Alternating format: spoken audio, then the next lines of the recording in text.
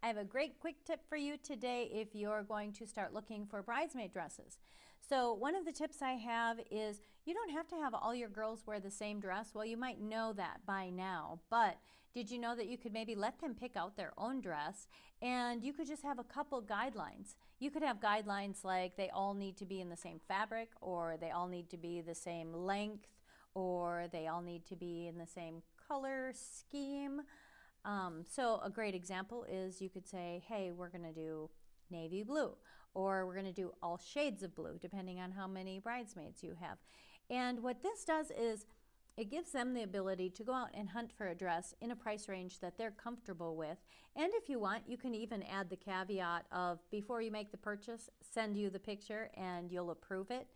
And really, it will make the bridesmaids feel so much better to know that they don't have to spend $200 on a dress and another $100 for alterations. They really have the flexibility of being able to spend within their budget. And it may just be a dress that they actually wear again. Happy planning, everyone.